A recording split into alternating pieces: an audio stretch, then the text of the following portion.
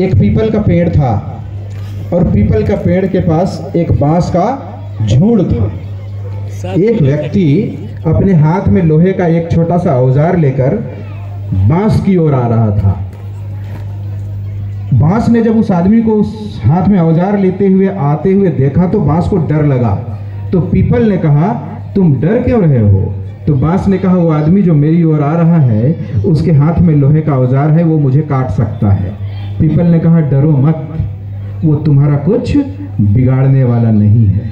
वो आदमी आया, बांस को चारों तरफ से देखा और वापस चला गया। दूसरे दिन वही आदमी, वही लोहे का औजार, लेकिन उस औजार में उसने थोड़ा सा परिवर्तन किया, उसमें धार बना लिया, उसने पजा लिया, उसको हमारे गांव में कहते हैं। धार वाले लोहे का इतना बड़ा औजार लेकर के, एक मोबाइल साइज का औजार लेकर के तो दूसरे दिन बांस की ओर आने लगा।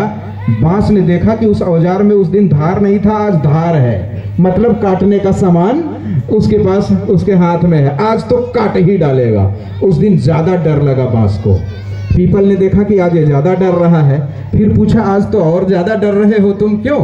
बोला, देखो वो जो लोहा का औजार वो लेके आ रहा है, आज उसमें धार किया है, उस धार से आज काट डालेगा। तो पीपल ने कहा, डरो मत, कोई टेंशन लेने की जरूरत नहीं है, तेरा वो कुछ नहीं बिगाड़ेगा। कितना भी धार वाला लोहे का औजार है उसके पास, तेरा कुछ बिगाड़ने वाला नहीं है, टेंशन फ्री रहो। बांस टेंशन फ्री नहीं रहा, क्योंकि वो लोहे का औजार था, धार थी। वो आदमी आया, बांस को चारों तरफ से घुमा और वापस चला गया। बांस ने राहत की सांस ली। बांस को लगा कि हाँ, कोई खतरा नहीं है।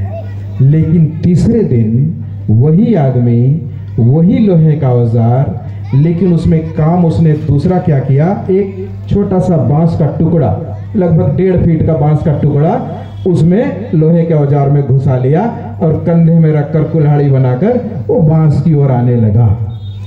उस दिन बांस टेंशन फ्री था, बांस को कोई डर नहीं लग रहा था।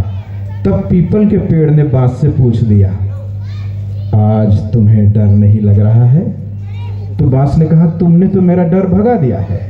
वो आदमी 2 बार आया, मेरा तो कुछ घाटा किया ही नहीं, मुझे तो देखा, घूमा और वापस चला गया, तो आज भी ऐसा ही होगा, मुझे कुछ नुकसान पहुंचाएगा नहीं। तब पीपल के पेड़ ने कहा, आज तुम्हें डरना चाहिए। तो बांस ने पूछा, आखिर क्यों? कल तक मैं नहीं डरा, आपने डरने से मना किया, आज कह रहे हो डरना चाहिए, आखिर ऐसी क्या बात है? तो उसने कहा कि कल तक वह तुम्हारा नुकसान इसलिए नहीं पहुंचाया क्योंकि तुम्हारे दुश्मन के हाथ में लोहे का औजार था जरूर, लेकिन उसके पास तुम्हारी जाति का कोई सहयोगी नहीं था।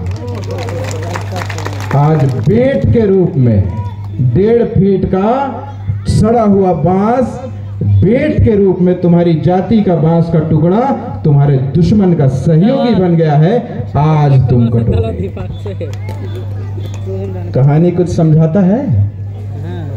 हमारा और आपका नुकसान करने की ताकत हमारे दुश्मनों में नहीं है, तब तक नहीं है जब तक हमारा ही कोई भाई, हमारा ही समाज का कोई साथी मेरे दुश्मन के साथ मेरा राज पहुंचाने नहीं चाहते। संकल्प ले लीजिए,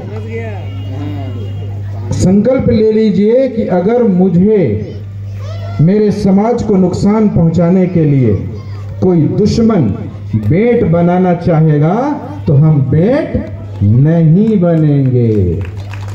ये संकल्प भी लेना है और जीवन में इसको अमल भी करना है। दूसरा संकल्प एक और, अगर कोई बेट बनता हो समाज का नुकसान पहुंचाने के लिए, समाज का कोई व्यक्ति दुश्मन के साथ जाकर मिलता है तो उसको हम बर्दाश्त भी नहीं करेंगे, इस बात का भी संकल्प ले लीजिए।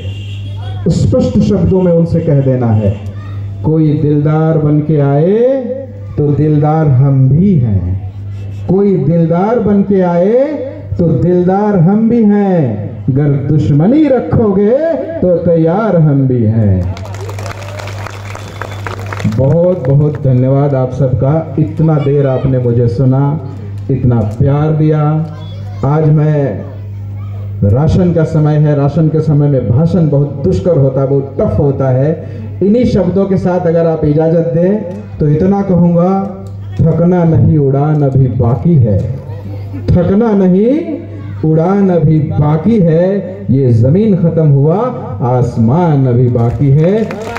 गिद्धौर प्रखंड के तमाम तेलियों के सकुशल गृहस्थी और एक बेहतरीन भविष्य की कामना करते हुए मैं अपनी बात को आज अंत करता हूं। बहुत बहुत धन्यवाद। बहुत बहुत धन्यवाद रिपुसूदन भैया जी।